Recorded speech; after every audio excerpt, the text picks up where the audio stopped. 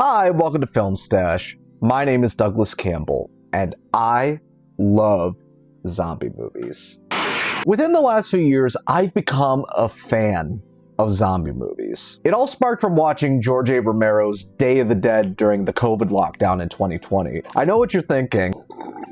Why the hell would you want to watch that during the pandemic? Things were already depressing as is. Why would you do that? Why? But it also made me fall in love with this subgenre that George A. Romero has defined over the years, and how weirdly flexible these creatures are in terms of symbolism within storytelling. So since then, I've just been kind of casually finding other zombie media, just trying to seek it out, see if there's any other good ones. Train to Busan, that one's awesome. Return of the Living Dead, that one's pretty great too. But a franchise that I just could not get my hands on due to rights issues and the fact that I don't want to spend money was Danny Boyle's 28 Days Later. But now with both available digitally and the trilogy finally coming to a close 23 years later, so close, I finally got to watch all these movies pretty much back to back to back. So without any further, let's just dive right into it.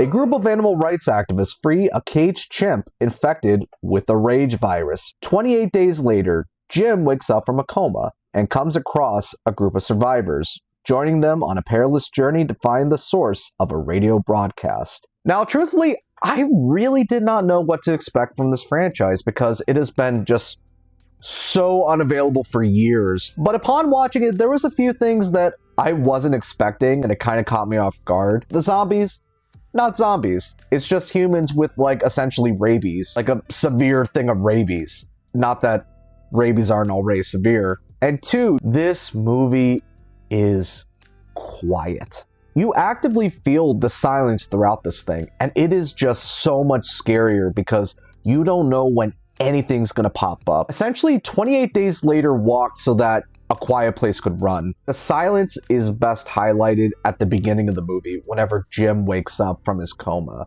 and he's just walking through a desolate London. I think it's still really effectively creepy, and it also is a great homage to the beginning of Day of the Dead. Hello? Hello? Is anyone there? Hello? Hello? According to a 2015 HuffPost interview, writer Alex Garland said that for 28 Days Later, he took a lot of inspiration from George Romero's Dead trilogy. The lineage that the film belongs to is zombie movies. I'd seen Night of the Living Dead and Dawn of the Dead on my neighbor's VCR when I was 13 years old, and I thought, wow, that's where it comes from. And it was playing Resident Evil years later that he was reintroduced to the subgenre. And director Danny Boyle, while also being influenced by the Romero films, he pulled his inspiration from the apocalypse from a pretty interesting source. He was inspired by John Wyndham's 1951 novel, The Day of the Triffids, a novel where a meteor shower causes a killer plant apocalypse. Whatever the inspiration, 28 Days Later really is its own animal outside of the zombie subgenre. The biggest message of this film, and honestly, this applies to all three films within the 28 trilogy, it's how our humanity defines us. Our two main leads, Jim and Selena, they have completely different worldviews. Jim, despite waking up from a coma and coming across the apocalypse and devastation, he still has an optimistic worldview and hangs on to hope wherever he can. Whereas Selena's hopes have been squashed a long time ago, with the only rational path left being to survive at all costs. And within the apocalypse, they come across both extremes of their worldviews. One through a family of Frank and his daughter, and the other through Major West and his soldiers. One seeks not necessarily to rebuild, but to thrive through fellowship, in the hopes that this radio signal will lead them to salvation. Whereas Major West and his soldiers in this enclosed bunker area, they seek to survive at all costs, and to rebuild their world through tyrannical means, where the worst aspects of humanity are already plaguing this small population. And in a world where our humanity has been stripped through a virus that has turned us animalistic, are we really any better than nature? This film is interesting because it is extremely nihilistic. Yet, at the same time, whenever you go on this journey with Frank and his daughter Hannah, there is this sense of hope and that things can get better. And even if they don't get better, as long as you have a tight-knit family, everything will be fine.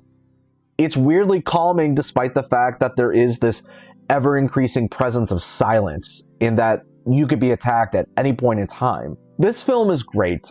It's not perfect. There's a couple of places where it does drag, but I do really love this movie. Stylistically, if you do happen to watch this movie, one of the first things you notice is that this looks low quality. Is my TV kind of off? Well, no. Let me see if I can find the camera. They recorded it with a Canon XL1 mini DV camcorder. It's like, I'm very mixed on it because I think it adds a great stylization that is very gritty and dark. Yet at the same time, like, some of the shots, like towards the middle and end, they look very weird, and I think on modern TVs, it sort of looks a little crappy. I think I love it, warts and all. This is an excellent film that wears its influences on its sleeve, yet it left its mark within the genre. This is a great film, and if you're able to check it out on streaming, I think it's on Tubi. I would rate it an 8 out of 10.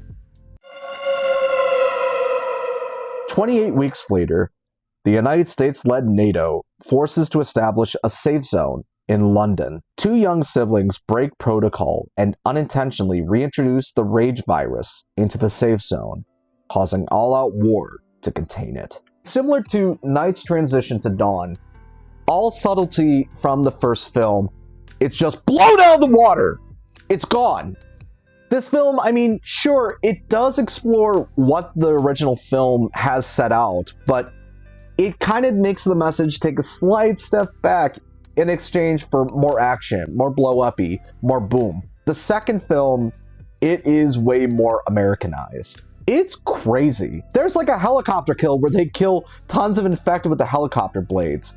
And despite like this film taking a bit of a step down compared to 28 Days Later, I think there being such a contrast, it makes it a pretty interesting entry within the trilogy. What's interesting about horror in popular media is that it can represent the conflicts of the times. 9/11 occurred during the filming of 28 Days Later. The hopelessness that most of the world felt around that time, it bled into the final product. And when it comes to 28 Weeks Later, while the symbolism is a lot more overt, it represents our world basically recovering from the September 11th attacks. And despite like all the efforts put forward to try to rebuild and to move on, that paranoia still remains. And ultimately, no matter how much you try to contain that paranoia, all it takes is one small thing, everything that's bubbled beneath the surface to burst, which leads to disaster. It's not as great, but I think it still is a really fun time. It's pretty kick-ass. You want to look at it from more a world building rather than actually the messages it conveys. I think it's fine.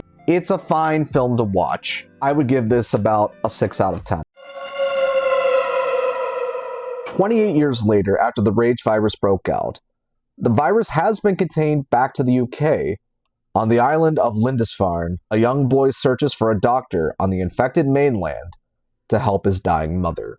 Boy, you know what? I'm just glad that I waited until this film's release to lump this into like a broader conversation on the trilogy. In a lot of ways, this film, it takes a step back. Take a look at the worldwide ramifications of the previous film. Oh my god, it's in Paris. It spread to Paris. It takes a step back by reducing it back to the UK. It takes a step back from like the super bombastic action. And most importantly, it takes a step back by making the story more personal again. A small perspective within a wider world. And what's interesting is that with the whole theme of this trilogy being about our humanity, I find it interesting that in this film, like, everything's regressing. Like the line between our humanity and nature, it's basically blending further and further. The infected, as time is moving along, they basically are becoming wild animals. Like, they're fucking naked the entire movie. Where's the dong? Nature's overgrown onto everything. Even the unaffected society, they're regressing too. If you look at it, no matter how organized they are, it's reverted to essentially a mix of like the medieval era, but also a hunter-gatherer society where the gender roles are the men are on top and the women stay at home. If you're like in the movie Spike's mother, where she is so incredibly sick that she's not able to fulfill those roles, she gets tossed to the side because she's inconvenient and she's now undesirable. Things are regressing backwards and we are losing a little bit more of our humanity. And the coming of age journey that Spike takes, basically becoming a man in like this world where everything has progressed so much with his dying mother, it is so interesting. It is such an interesting take within a zombie story that we haven't really seen too much of. Kind of falls within the tropes of the Romero trilogy in some way or another. But this one, it was pretty fresh, all things considered. Where Days took inspiration from Romero and Weeks took inspiration from Snyder taking inspiration from Days. Years, I haven't played much of the video game, but I've seen the iconography. It takes its inspiration from The Last of Us in how there is like this weird beauty to nature retaking everything. And you see that throughout the UK with some of these shots. If you saw my out of theater reaction, you would know that I was very unsure about how I felt about this film, particularly within the trilogy. As I've sort of sat on it and thought about it more, I've just kind of grown to like the film a lot more. A lot of my critiques here that I'm going to say I think are still pretty valid. I definitely think compared to the previous two, this film, it doesn't feel as complete because it does act as this kind of weird end of this trilogy, but also the beginning of a brand new trilogy. And so it does feel like a TV show of sorts, like a really good TV show, but one where we saw like the pilot and now we're moving on to like this whole new story arc.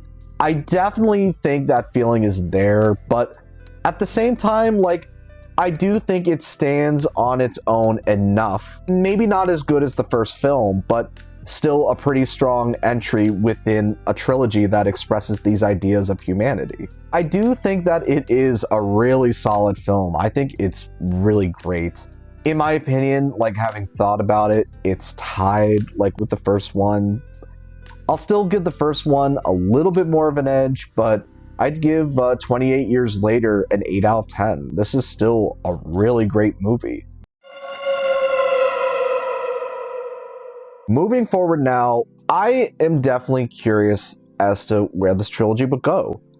I mean, hell, they filmed this and the next entry, The Bone Temple, like back to back, so we're getting it early next year. I am definitely intrigued as to where they will take it, and I really hope that they have like a really solid idea and it pays off.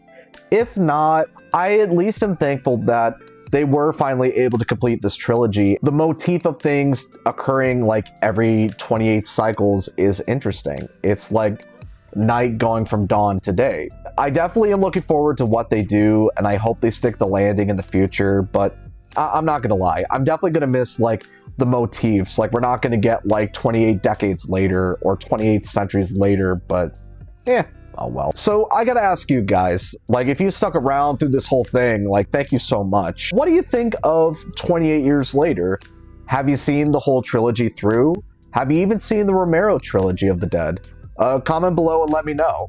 Thank you so much for watching. Leave a like and subscribe. Any help that you can give to this channel would be appreciated, or if you already have helped my channel out, thank you so much. Well, that's all the time we have for today here on Film Stash. My name is Douglas Campbell, and if you excuse me, I gotta add to the stash.